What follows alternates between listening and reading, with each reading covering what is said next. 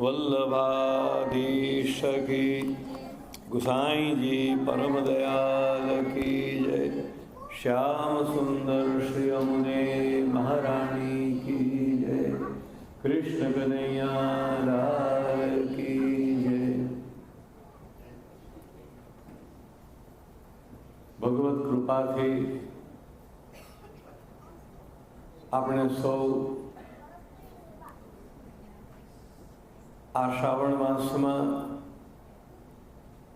શ્રી ગોવર્ધન ધરણ પ્રભુના ચરણારવિંદમાં બેસીને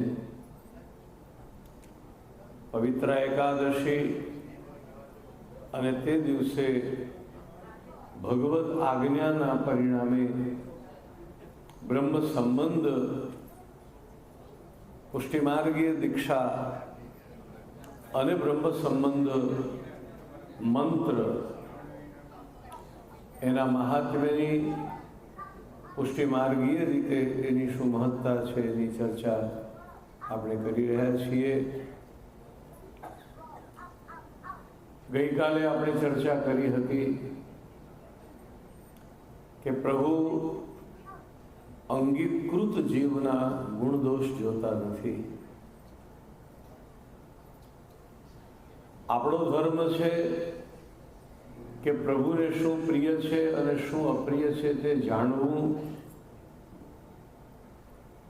અને પ્રભુને જે અપ્રિય છે એ ન કરવું, પ્રભુને જે પ્રિય છે તે કરવું. ષડવિધા શરણાગતિની પહેલી બે શરણાગતિ આ છે. આનુકૂલ્યસ્ય સંકલ્પ પ્રતિકૂલ વિસર્જનમ. જે પ્રભુને ગમે છે એ કરો,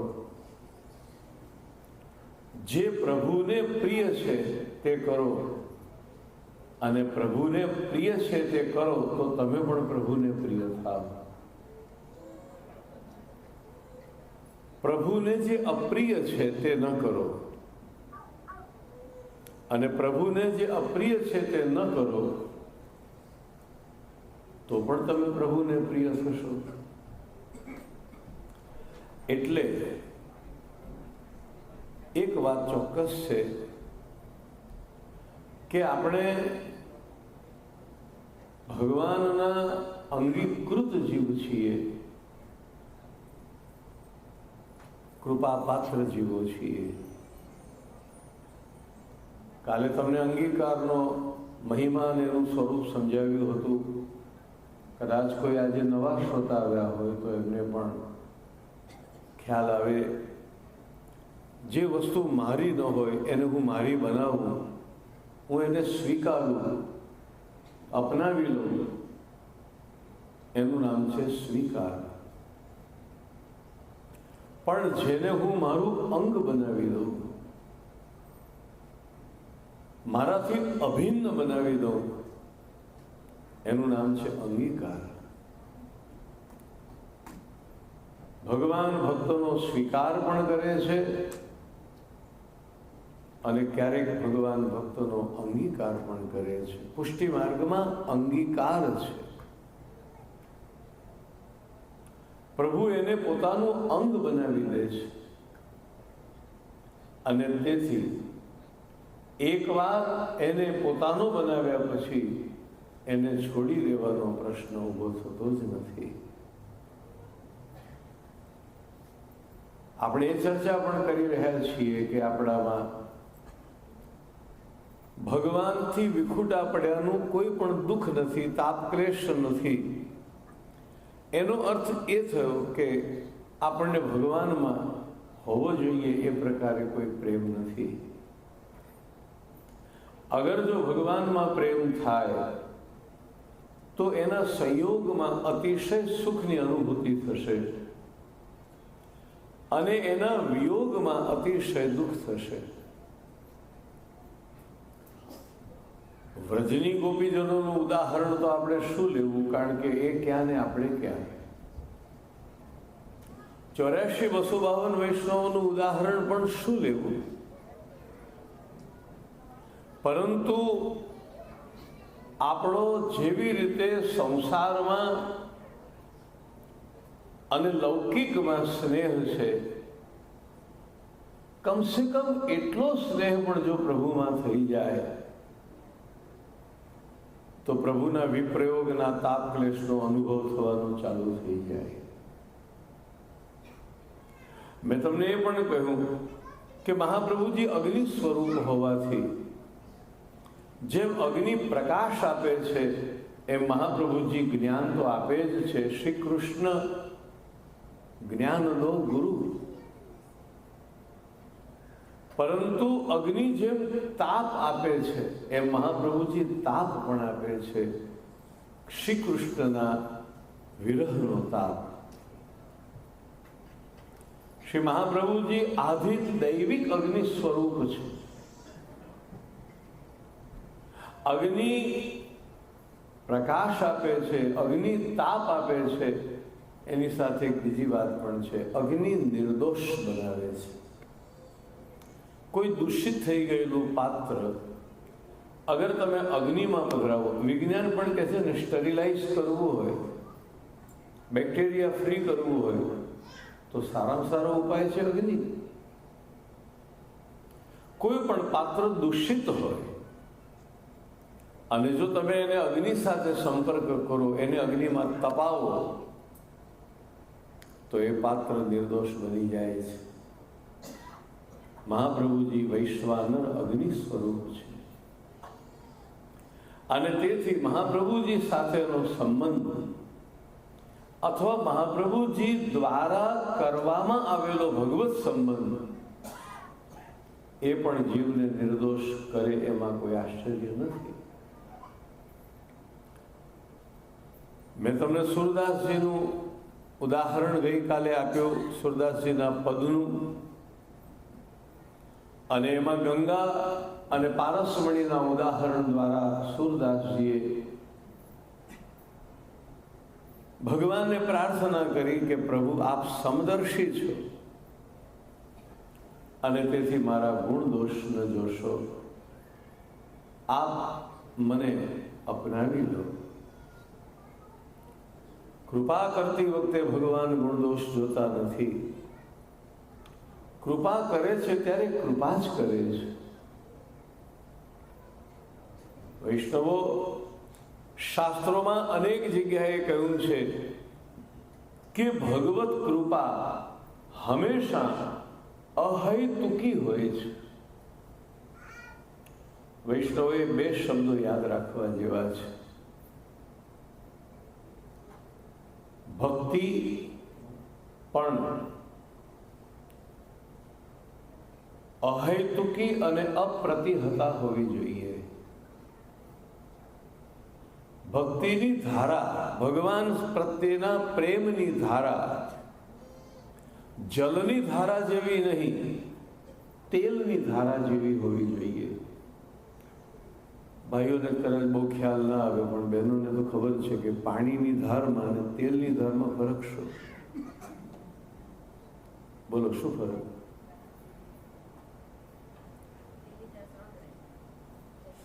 પાણીની ધાર એક સરખી નથી પડતી.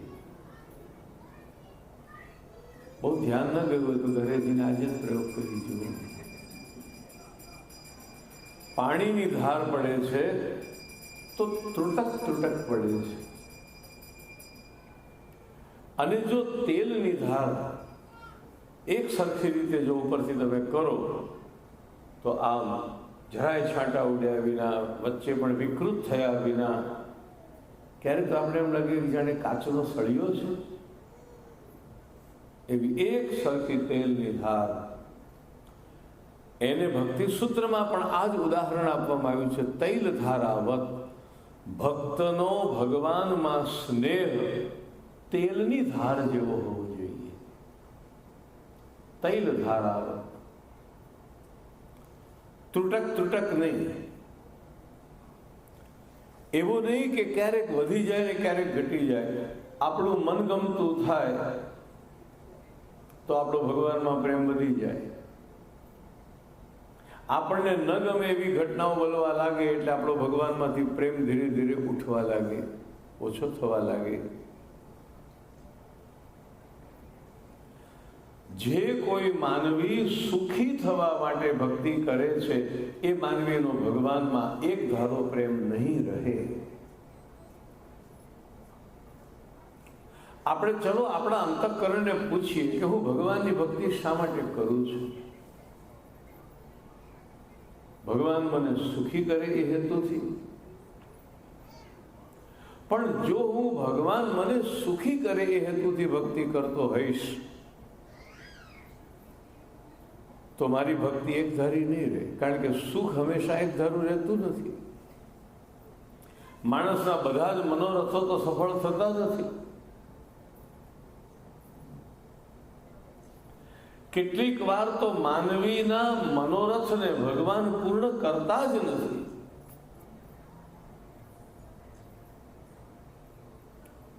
તમારી ઈચ્છા પ્રમાણે ભગવાન ક્યારેક કરે પણ ખરા, અને ક્યારેક તમારી ઈચ્છા ગમે તેટલી ઉત્કટ હોય તો પણ ભગવાન એ પ્રમાણે ન કરે અને ન જ કરે. પણ એક વિવેક મનમાં રાખજો, આપણી ઈચ્છા પ્રમાણે થાય તો પણ એ ભગવત કૃપા છે, અને આપણી ઈચ્છાથી વિરુદ્ધ કંઈ બને તો પણ એ ભગવત કૃપા છે. અને તે વખતે ભગવાન આપણી ઈચ્છાથી વિરુદ્ધ એટલા માટે કરે છે કે એમાં આપણું હિત નહીં હોય. મેં માંગ્યું, ભગવાનને ન આપ્યું, તો એ વિશ્વાસ વૈષ્ણવના હૃદયમાં હોવો જોઈએ કે મારી માંગણી અયોગ્ય હતી. આપણને ઘણે ભાગે ભગવાનમાં જ અયોગ્યતા દેખાય છે. આપણે કંઈક વાંધો દેખાય તો ભગવાનમાં જ દેખાય છે. ઠાકોરજી કઠોર છે, નિર્દય છે. ખંડિતાના પદમાં તો ગોપીઓ કહે છે, મેરે કર્મ કઠોર, હમ ચિતવત તુમ ચિતવત નાહી, मेरे कर्म कठोर, कब देखोगे मेरी ओर, नागर नंद किशोर, बिनती करत भयो भोर. हम चितवत तुम चितवत नाही, मेरे कर्म कठोर, कब देखोगे मेरी ओर, नागर नहुंद किशोर, कब देखोगे मेरी ओर. बिनती करत भयो भोर, आखी रात वाट जोઈને હું બેસી રહી. આવન કહ ગયે અજહુ ન આયે, રાત ભર વાટ જોતી બેસી રહી, પણ સવાર પડવા આવી, હજી ન પધાર્યા. बिनती करत भयो भोर, नागर नौंद किशोर, हम चितवत. હું પ્રભુ, અમે તો તમારી સામે તમને નિરખી રહ્યા છીએ, તમે અમારી સામે ક્યારે જોશો? हम चितवत तुम चितवत नाही. પણ ગોપીને ભગવાનમાં કોઈ દોષ દેખાતો નથી. મેરે કર્મ કઠોર, નાગર નંદ કિશોર, जन्म जन्म की दासी तिहारी.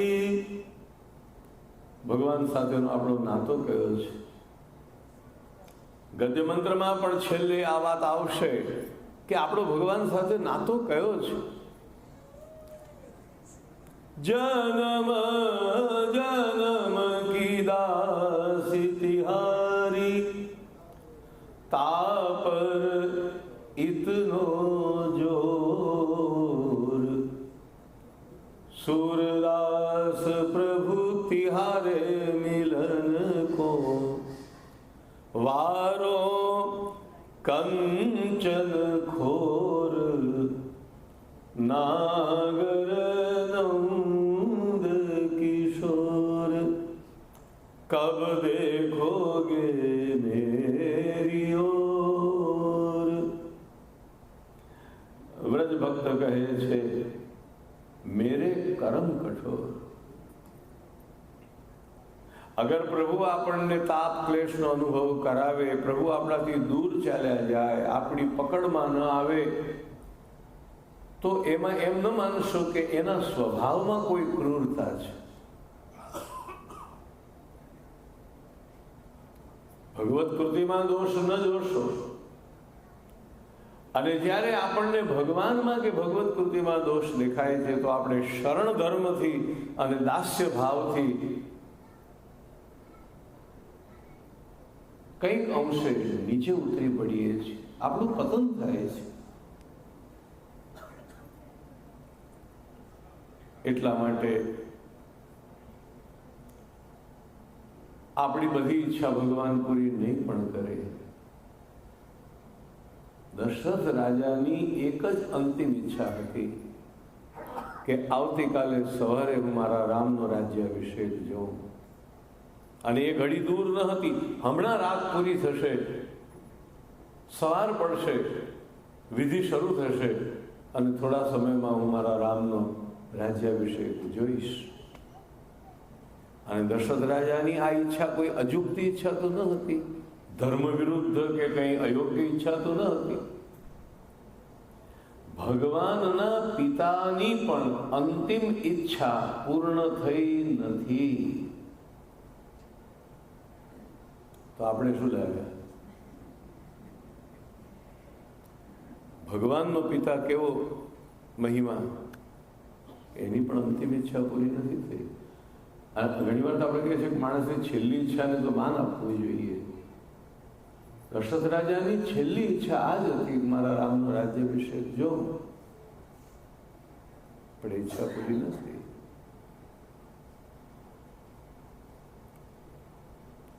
એટલા માટે ઠાકોરજીની પાસે બને તો ઈચ્છા કરવી જ નહીં. થોડુંક ધ્યાનથી સાંભળો. ભગવાનની કૃપાના બે રૂપ છે. તમને બહુ જ કામ આવે એવી વાત કરું છું, બહુ કામ આવે એવી વાત. ભગવાનની કૃપાના બે રૂપ છે, સાધારણ કૃપા અને મહત કૃપા. સાધારણ કૃપા મને જે ઈચ્છા થાય એ ભગવાન પૂર્ણ કરે. મારા મનમાં જે મનોરથ જાગે, મારા મનમાં જે ઈચ્છા જાગે એને ભગવાન પૂરી કરે. હું ઈચ્છું કે મને ધન મળે, ભગવાન આપે, કૃપા. હું ઈચ્છું કે પુત્ર મળે, ભગવાન આપે, કૃપા. હું ઈચ્છું કે મને અમુક વસ્તુમાં સફળતા મળે અને ભગવાન આપે, એનું નામ કૃપા. મારી ઈચ્છા ભગવાન પૂર્ણ કરે એ કૃપા છે, પણ એ સાધારણ કૃપા છે.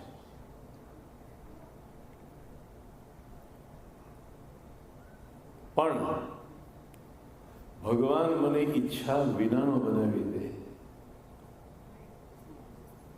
તો એ ભગવાનની મહત કૃપા છે. નૃસિંહ ભગવાને પ્રગટ થઈને પ્રહલાદને કહ્યું કે બેટા, હું તારા ઉપર બહુ પ્રસન્ન છું, તું જે માગે તે હું આપીશ. ત્યારે પ્રહલાદે કહ્યું, ભગવાન તમારે ખરેખર જો હું માગું એ મને આપવું હોય તો મને એવી મતિ આપો કે હું ક્યારે તમારી પાસે કશું માગું જ નહીં.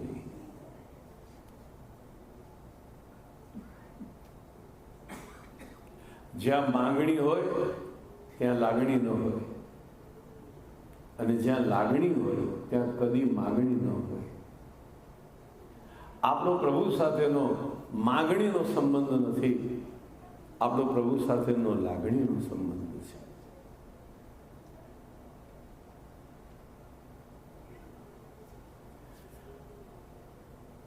સ્નેહની ભાષા આ છે.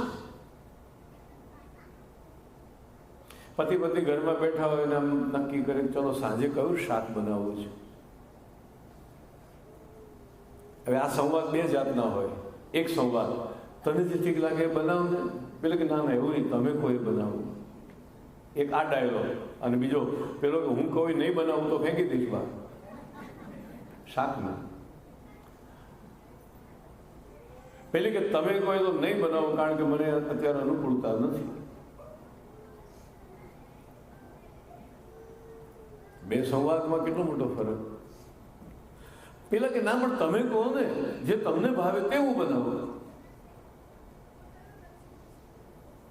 હવે આપણો ભગવાન સાથે પણ આવો જ સંવાદ હોય છે. ભગવાન કે હું મારું ધાર્યું કરું, આપણે કે ના હું મારું ધાર્યું તું કર.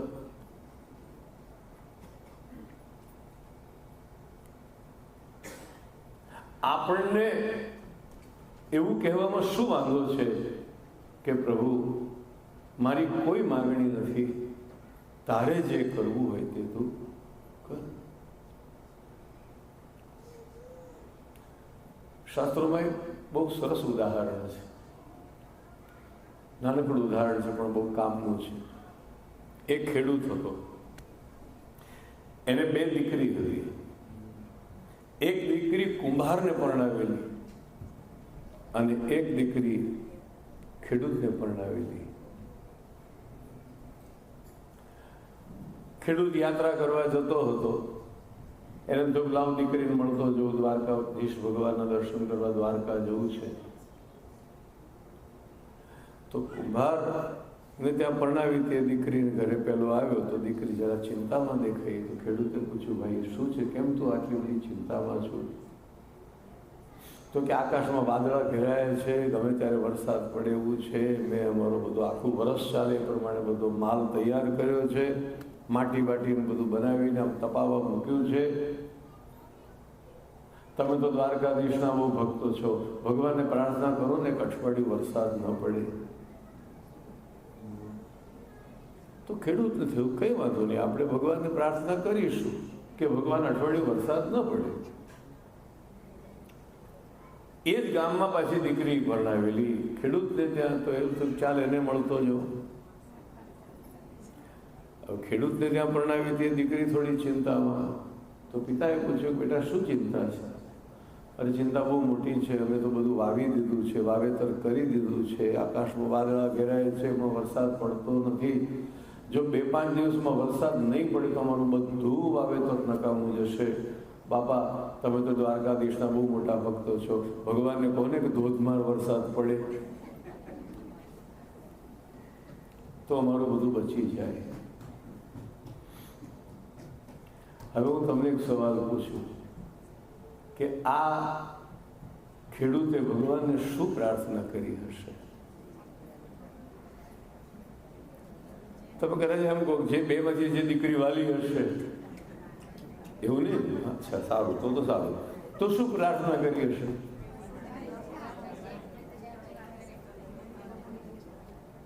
એને તો એમ કહ્યું છે હે ભગવાન હવે મારામાં પડવું જ નથી, હવે હું કઈ જાણું નહીં, તું જાણે તારી દુનિયા જાણે. કારણ કે હું તને શું કહું?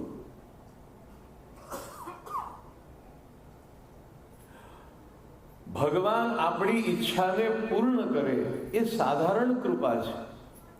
એનું કારણ એ છે કે એક ઈચ્છા પૂર્ણ કરશે તો તરત બીજી ઈચ્છા જન્મ લેશે. બીજી ઈચ્છા માંડ પૂરી થઈ, પરાણે ખેંચીને પણ આપણે ઈચ્છાને પૂરી કરી અને જ્યાં હાશ કરીને બેઠા ત્યાં તો ત્રીજી ઈચ્છા પાછી જન્મ લેશે. આપણું આખું જીવન કામનાઓની પરંપરા છે, સિક્વન્સ ઓફ ડિઝાયર. એક પૂરી થઈ કે બીજી ચિંતા.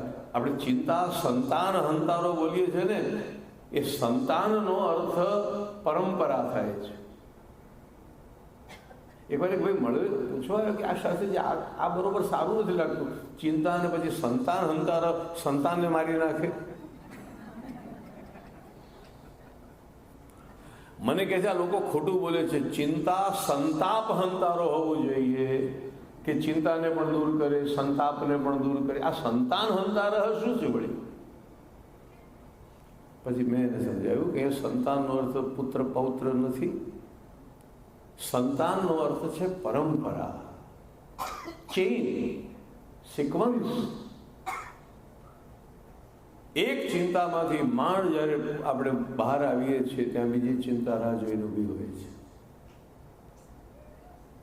બીજામાંથી માંડ બહાર આવ્યા તો ત્રીજી પાછી રાહ જોઈને. જીવન આપણું ચિંતાની પરંપરા છે. અને શ્રી મહાપ્રભુજીની ચરણ રજ આપણને ચિંતાની પરંપરામાંથી મુક્ત કરે છે, નિશ્ચિંત કરે છે. એટલે આપણી ઈચ્છા પૂર્ણ થાય એ એક સુખ નથી, સુખનો આભાસ છે. હું સમજાવું, એક માણસ પગે ચાલે છે, ખુલ્લા પગે, તો એના મનમાં એ ઈચ્છા જાગશે કે મારા પગમાં ચંપલ આવે તો કેવું સારું, હું ઉઘાડા પગે ફરું છું. હવે ચંપલ આવી એટલે થોડી ક્ષણ જ સુખ રહેશે, પછી એમ થશે કે એક સાયકલ હોય તો કેવું સારું, આરામથી જવાય. એ વખતે એનું મને એમ કહેશે, જો સાયકલ મળે ને તો મારા જેવો કોઈ સુખી નહીં આખા ન્યુયોર્કમાં. પણ સાયકલ આવે, 2 મહિના વાપરીને પછી એમ થાય કે આના કરતાં તો મોટરસાયકલ સારી, આમાં તો પગ દુખે છે અને પહોંચતા કલાક 2 કલાક થાય છે. આ તો હું તમને એક ઉદાહરણ આપું છું, પણ જીવનના દરેક ડાયમેન્શનમાં તમે કમ્પેર કરો.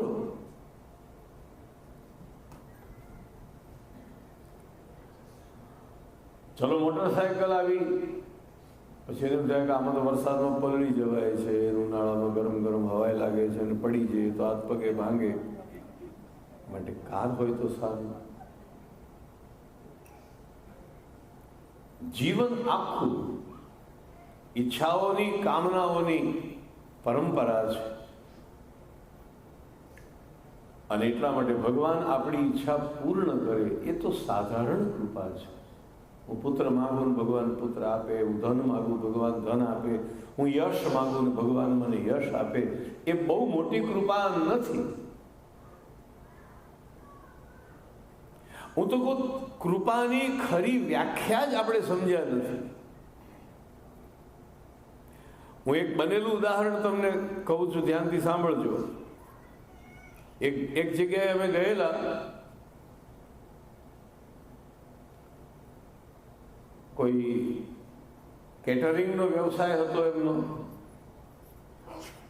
પછી મને કહે કે શાસ્ત્રીજી, અમારા બધાની બહુ ઈચ્છા હતી કે આ ઉનાળામાં શ્રીનાથજી જઈએ, અઠવાડિયું રોકાઈએ, ઠાકોરજીનો મનોરથ કરાવીએ, પણ અમારાથી ન જવાયું. મેં કહું કેમ ન જવાયું? તો કે ઠાકોરજીની કૃપાથી બિઝનેસ એટલો બધો ચાલ્યો, કામ એટલું બધું નીકળ્યું કે અમારાથી મંદિરે જવાયું જ નહીં, યાત્રા થઈ જ નહીં, દર્શન થયું. યાત્રા ન થઈ, ભગવાન પાસે ન જવાયું, એને પણ કૃપા માની. વેકેશનમાં એટલું બધું કામ આવ્યું ઠાકોરજીની કૃપાથી કે અમારાથી દર્શન કરવા જવાયું જ નહીં. આ છે આપણી કૃપાની ડેફિનેશન. ભગવાનની કૃપાનો અર્થ એ નથી કે હું માંગુ એ ભગવાન મને આપે. ભગવાનની કૃપાનો અર્થ એ છે કે જેમાં મારું હિત છે, જેમાં મારું કલ્યાણ છે, જેમાં મારું શુભ છે, મારું મંગલ છે, તે ભગવાન કરે. પણ આપણે આ વ્યાખ્યા નથી સ્વીકારતા. આપણે હંમેશા એ વ્યાખ્યા સ્વીકારીએ છીએ કે ભગવાન મારી ઈચ્છાને પૂરી કરે. આ પ્રેમનો સંવાદ, આપણો ભગવાન સાથેનો પ્રેમનો સંવાદ કયો હોય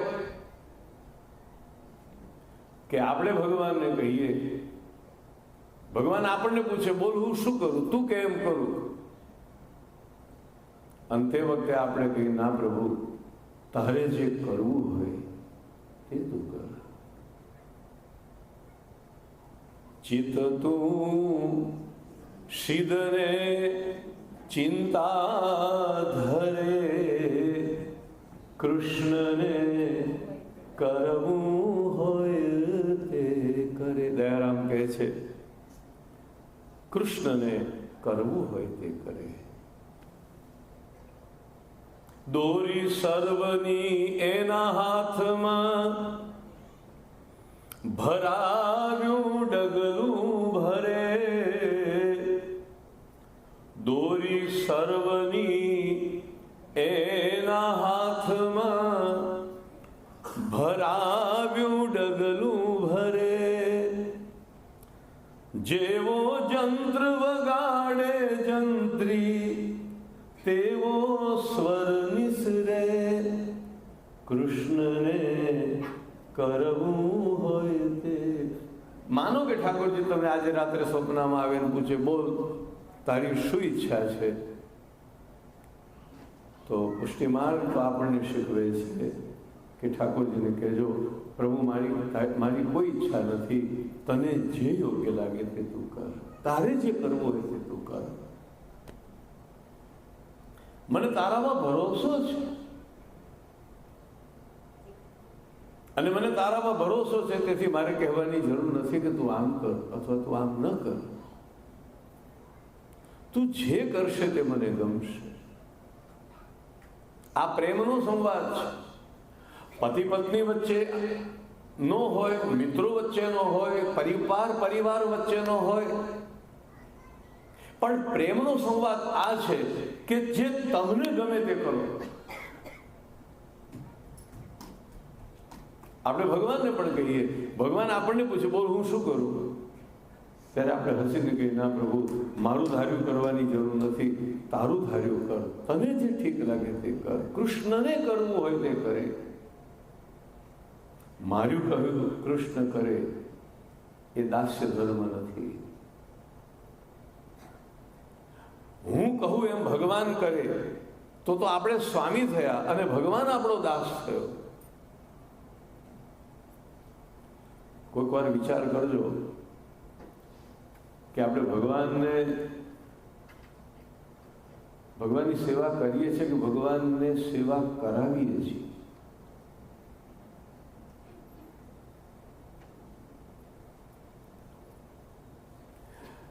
બસમાં જતા હોય કે હે ઠાકોરજી એમ કેમ પહોંચાડજો, તો પછી ભગવાન બધું સંભાળ રાખે, રસ્તામાં કોઈ નડે નહીં, ડ્રાઈવરને ઊંઘ આવે નહીં, બ્રેકમાં કોઈ તકલીફ થાય નહીં. આપણે ભગવાનની સેવા કરીએ છીએ કે ભગવાનની સેવા લઈએ છીએ?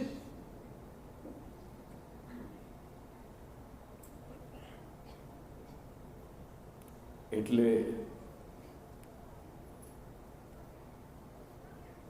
સમર્પણ એ જીવનો ધર્મ છે અને એ સમર્પણમાં આ બે શરત આવશ્યક છે. ભગવાન પ્રત્યેના આપણા પ્રેમમાં બે શરત, બે કન્ડિશન અનિવાર્ય છે. પહેલી છે અપ્રતિહતા. અપ્રતિહતા એટલે અખંડ. આપણો ભગવાન પ્રત્યેનો પ્રેમ અખંડ હોવો જોઈએ, તેલની ધાર જેવો. અને બીજું, આપણો ભગવાનમાં પ્રેમ અહૈતુક હોવો જોઈએ.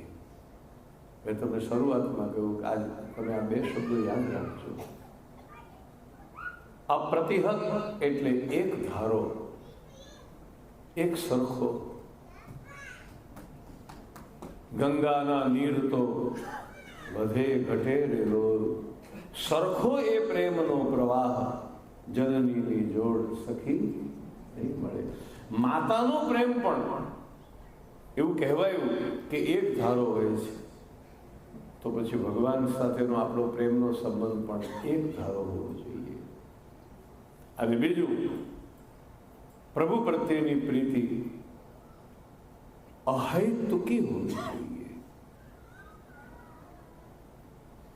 આચાર્ય શ્રી મહાપ્રભુજી આપણને એટલી ઊંચાઈએ લઈ જવા માંગે છે કે આપણી ભક્તિમાં સ્વાર્થ નામનો કોઈ દોષ આવે જ નહીં. અન્ય મંદિરોમાં જે લાંબી લાંબી લાઈનો અને જે ભીડ દેખાય છે, ભારતમાં કેટલા બધા મંદિરો છે જેમાં હજારો લોકો કતારોની લાઈનો કરીને દિવસો રાહ જોઈને દર્શન માટે પહોંચે છે. પણ એ બધા ભગવાનના પ્રેમીજનો નથી, એ બધા ભગવાનની આગળ જનારા યાચકો છે. એ જઈને કે છે, હે દાતાર મેરી ઝોલી ભર દે. હું ઘણી વાર કહું વિનોદમાં કે પુષ્ટિ ભક્ત અને મર્યાદા ભક્તમાં આટલો જ ફેર.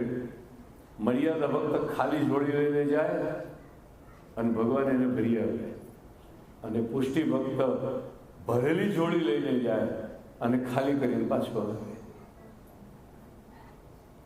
સુદામા પોટલી ભરીને ગયો હતો અને પાછો દ્વારકાથી આવ્યો ત્યારે ખાલી કરીને આવ્યો હતો. વૈષ્ણવ મંદિરે જાય. આપણા ભારતમાં તો મંદિર હોય ને એની આજુબાજુ શાકવાળા, ફ્રૂટવાળા, જેમ વડોદરામાં માંડવી, અમદાવાદમાં સારંગપુર, એ બધું હોય છે. તો બેનો દર્શન કરવા માટે જાય ત્યારે કંઈક મેવો, સરસ મજાનો તાજો મેવો દેખાય તો મેવો લઈ લે, મંદિરે જાય અને ત્યાં મેવો પધરાવી અને પાછા આવે. આપણે ભગવાન પાસે લેવા નથી જતા, આપણે તો એને કંઈક સમર્પવા માટે જઈએ છીએ. અને શાસ્ત્રમાં લખ્યું છે, રાજા પાસે, ગુરુ પાસે, ભગવાન પાસે, બાળક પાસે કોઈ દિવસ ખાલી હાથે ન જવું. કોઈના ઘરમાં નાનું બાળક હોય ને તો ખાલી હાથે નહીં જવાનું, હાથ હલાવતા હલાવતા કંઈક ભેટ લઈને જવું જોઈએ. તમે સુદામાની કથા તો અનેક વાર સાંભળી છે. સુદામા જ્યારે તૈયાર થયો દ્વારકા જવાને માટે તો દરવાજા સુધી ગયો, પછી પાછો આવીને બેસી ગયો. તેની પત્નીએ કહ્યું કે તમે માંડ માંડ તો તૈયાર થયા, હવે પાછો શું વાંધો આવ્યો? સુદામા કહે છે, હું મારા કૃષ્ણને ઓળખું છું, મારા મિત્રને બહુ સારી રીતે ઓળખું છું. હું જઈશ એટલે કૃષ્ણ તરત પૂછશે, સુદામા તું મેરે લીએ ક્યાં લાયો? સોનાની દ્વારિકાનો દ્વારિકાધીશ, ત્રણેય જગતનો નાથ, એક અકિંચન બ્રાહ્મણ પાસે પણ પૂછે છે, તું મેરે લીએ ક્યાં લાયો? આ પ્રેમનો નાતો છે, આ ભક્તિ માર્ગ છે. એ ઇન્દ્ર પાસે ન પૂછે, કુબેર પાસે જઈને આ પ્રશ્ન ન કરે, બ્રહ્માજી કે મહાદેવજી કે મોટા મોટા દેવો પાસે ન કરે, પણ અકિંચન સુદામાને કૃષ્ણ પૂછે છે. અને રિયલી આગળ જતા એને પૂછ્યું છે, સુદામા તો મેરે લીએ ક્યાં લાયો? અને પછી સુદામાની પોટલી આંચકી લીધી અને કૃષ્ણ ભગવાન છીનવી લઈને એની પાસેથી તાંદુલ આરોગે છે. એટલે આપણે ભગવાન પાસે કાંઈ લેવા નથી જતા, કંઈકનું કંઈક યત કિંચિત આપણે ભગવાનને સમર્પવા માટે જઈએ છીએ. આ સમર્પણનો માર્ગ છે. અને એટલા જ માટે ગદ્ય મંત્રનો આખો જે બીજો તબક્કો છે એ સમર્પણનો તબક્કો છે. જેમ મેં તમને સ્વીકાર અને અંગીકાર વચ્ચેનો ભેદ બતાવ્યો, એમ હવે એક બીજો પણ ભેદ સમજો. એક છે ત્યાગ, બીજું છે દાન, અને ત્રીજું છે સમર્પણ. જે વસ્તુ તમારા માટે વ્યર્થ છે, જે વસ્તુમાં તમારી જરા પણ આસક્તિ નથી, એ વસ્તુ તમે છોડો છો ત્યારે એને ત્યાગ કહેવાય છે. ધારો કે તમે એક બનાના લીધું, હવે તમારી પ્રીતિ બનાનામાં છે, છાલમાં તો નથી ને. તો તમે શું કરો છો? છાલ કાઢો છો અને છાલને ડસ્ટબિનમાં નાખી દો છો. આનું નામ ત્યાગ. છાલનો તમે ત્યાગ કર્યો કહેવાય. કારણ કે તમારા કામમાં આવવાની નથી, તમને એનાથી કંઈ લાભ નથી. જે વસ્તુ આપણા કામની ન હોય, નકામી હોય, બેકાર હોય, વ્યર્થ હોય, પેલા સિંગના ફોફા આવે છે, તમે આમ ખોલો પછી પેલા ફોફા હોય તો નાખી દો છો, સિંગ ખાઈ જાઓ છો. આ ત્યાગ. વ્યર્થ વસ્તુનો ત્યાગ થાય. એટલે આપણે ઠાકોરજીને જે ગદ્ય મંત્રમાં સમર્પણ કરીએ છીએ એ ત્યાગ નથી, તમે અહીં કંઈ વિતજા સેવા કરો કે મંદિરમાં તમે કંઈ ભેટ લખાવો, એ તમારો ત્યાગ નથી. કારણ કે ત્યાગ તો વ્યર્થ વસ્તુનો થાય છે.